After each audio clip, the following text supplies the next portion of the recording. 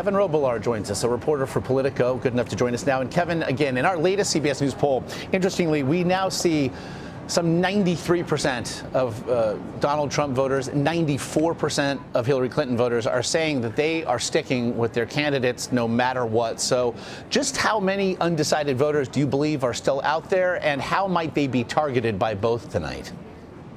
So the number of undecided voters left is very, very small.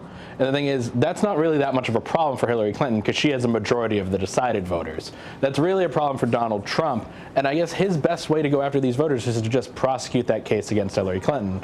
For Hillary Clinton, this is more about maybe making sure her base is excited, making sure people come out to vote. She has ultimately the easier job tonight because she comes into the election or the race with a lead.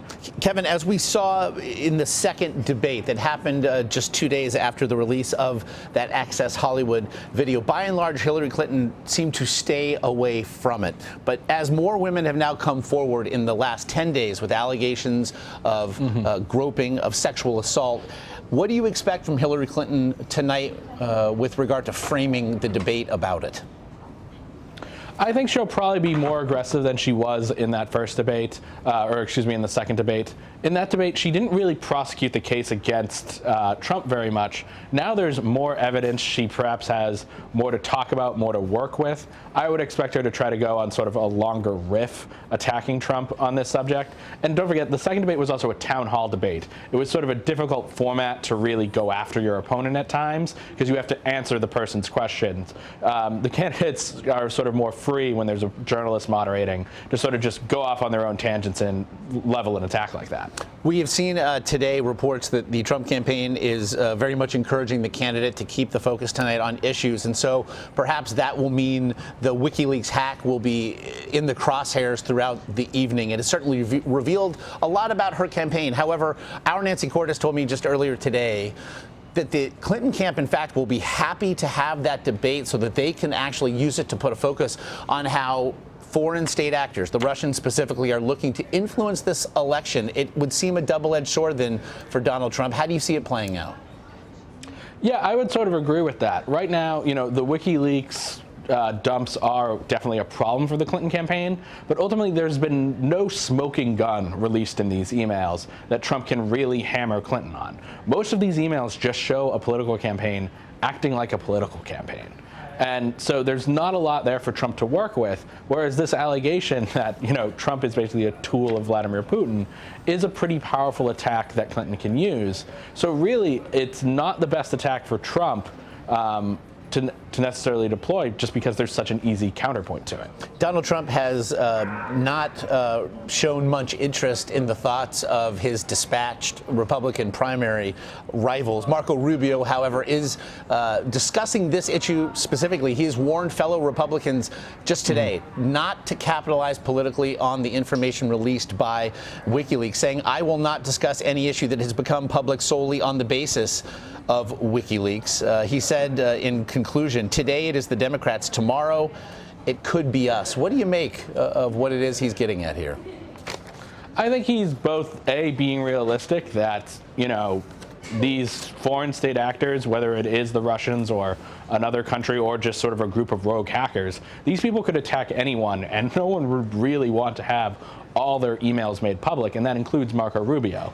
This also is a way for Marco Rubio, who is running for re-election in a state Donald Trump is going to lose, most likely according to polls, to separate himself from Donald Trump a little bit, which is something he's been trying to do. So it does have a political benefit for him there as well, but I also think he's being relatively sincere when he says, this could easily be us. We don't want this to happen to, Reince Priebus's emails or anything like that.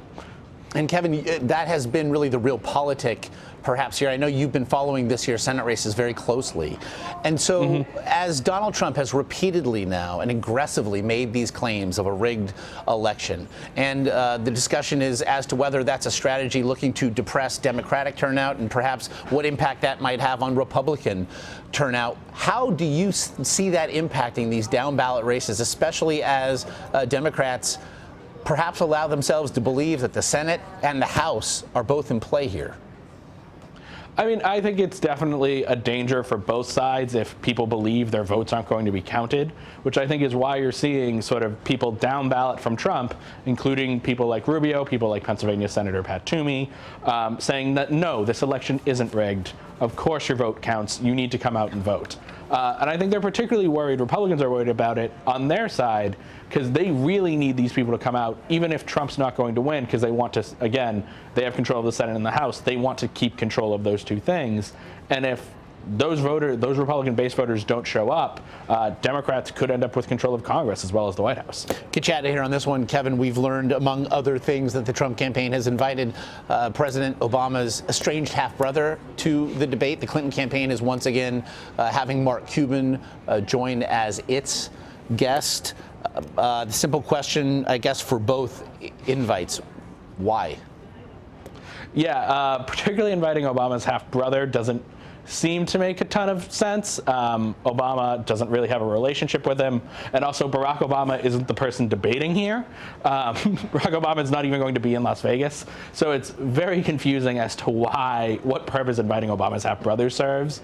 Inviting Mark Cuban, that could also just be rewarding Mark Cuban for being, such a persistent critic of Trump on Twitter, giving him some publicity. I don't think it's very, very likely to distract Trump in any way. But Mark Cuban's a good quote to have around, and I'm sure the Clinton people don't mind it. Again, we are just fewer than 10 hours out from that third and final debate. Kevin Robillard of Politico, we very much appreciate the insight. Great to be on.